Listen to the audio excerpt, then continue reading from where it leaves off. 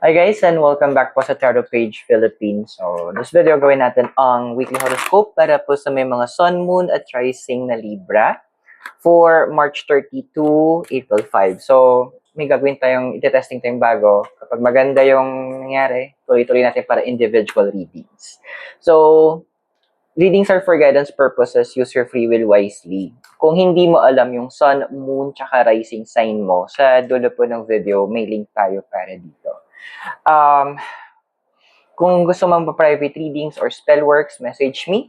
And kung gusto niyo pong supportan na lumago ang ating channel, click the join button sa baba o yung thanks button natin. Sa dulo ng video, may link tayo para mapanood, malaman mo kung paano malaman yung Sun, Moon at Rising sign mo. Libra. So, tingnan natin anong meron. So, we have your new life, between worlds, or orphan, a change in the wind, milk and honey, higher power, round and round. At ang iyong deities is si Jupiter and si Neptune. Okay, so there will be some endings talaga sa pagpasok ng week na to. May mga kailangang matapos, may mga kailangang mawala, may mga kailangang ma-edit, ano pa ba? Ma-erase, may mga kailangang ma-backspace. Why? Because the universe needs something new para sa'yo. May kasabihan nga tayo na ang isang kamay na nakasara ay hindi pwedeng tumanggap. So, may mga papabitawan talaga sa'yo sa universe sa linggong ito. Yung mga tipong masakit siyang bitawan. Mga tipong, kukwestiyonin mo, may yung mga tipong feeling mo, may kipag-bargain ka na, wag to, wag siya, wag yan. Ito na lang. Pero kasi, ito yun eh. Gusto mo mag-grow. Gusto mong maging successful ka. Gusto mo nang magkaroon ka ng expansion. Pero, may kapalit yun, syempre. Parang ganito siya eh. Isipin mo yung, tawag dito, yung isang hot air balloon. Paano ba siya aangat? Paano siya makakalipad? Of course, may mga kailangan mawala. May mga sandbags na kailangan bitawan. Same thing din sa'yo. Madaming pabigat, madaming renta, madaming achuchuchu na hindi naman kailangan. Para kasi ang case mo ngayon, tong week na to, para kang isang hoarder na ang dami mo nang tinatago sa bahay mo, sa buhay mo, alam mo namang hindi na kailangan. Alam mo yung isang magandang example dito, kung napanood mo yung movie, yung yung title? The Tinkle Tadhana, The Tinkle kay Tadhana, yung kay JM tsaka kay Angelica. Mapapansin mo doon, habang tumatagal yung biyahe nila, they traveled from Rome, papunta ng Philippines, sa Manila, tapos napunta sila ng Baguio, nagpunta lang silang Sagada. Habang tumatagal, paunti ng paunti yung gamit na dala ni Angelica, symbolizing na binibitawan niya lahat ng mga pabigat na. Binibitawan niya yung mga part niya na hinahawakan niya na hindi na nakakatulong sa kanya. Libra, ang dami. It's time to let go. Para sa ikabubuti mo rin to. Alam mo yung huwag kang matakot na sabi nga nung Between Worlds and Orphan, huwag kang matakot. Kasi huwag mong hayaan na yung nakaraan mo ang maging identity mo.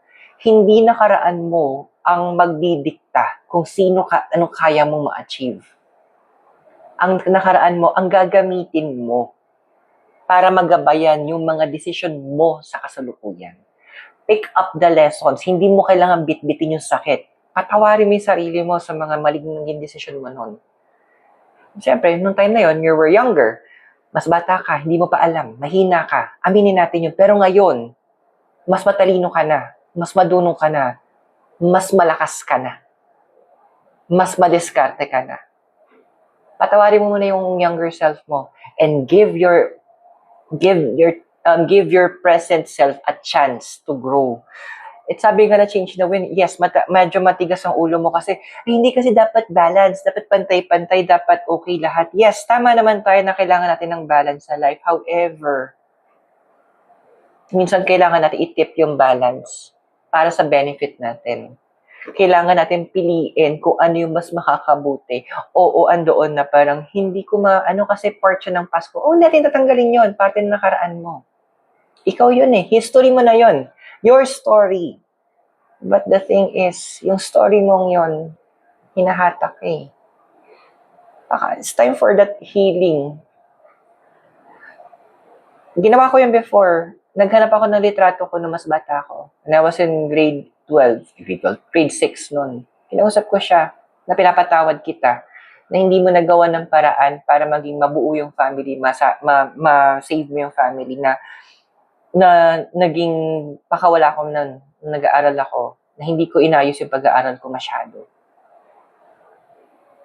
And that's inyong release na nandun, iba. Kasi, nakapag-promise ako doon sa mas bata kong sarili na this time, aayusin ko. Milk and honey, higher power, and round and round. Alam mo, ang daming breakout na gagawin ng universe. Ang dami niyang gustong mangyari sa life mo. Ang dami niyang gustong sirain na mga patterns sa'yo para makapag-expand ka, para makapag-grow ka. You know what? Ang growth na to, more on the finances eh. If andun yung point this week na parang gusto mo ng additional, gusto mong mag-grow yung finances mo, gusto mong magkaroon ka ng maybe promotion, lumago yung business mo, o mag-start ka ng bagong business, o andoon na magkaroon ka ng mga properties, it is time to go back to the past. Diba? Kung merong hindi nag-grow ang isang halaman, hindi namumunga isang puno, ano ba tinitignan nila? Besides doon sa mismong halaman, yung ugat, yung lupa kung saan siya nakatanim, mataba ba, maayos ba, healthy ba, same thing with you. Kamusta ang relationship mo sa nakaraan mo?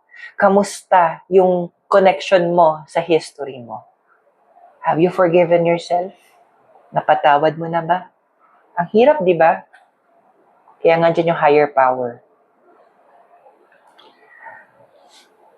Ask the grace. Hingin mo yung lakas. Hingin mo yung lakas mula sa may kapal, sa universe. Because hindi ipagdadamot sa iyo yung bagay na to, sa linggong ito. Because you know what, yung deity mo si Jupiter, saka si Neptune. So Jupiter, liberation, opportunities, and expand. Si Neptune, dreams, illusion, and flow.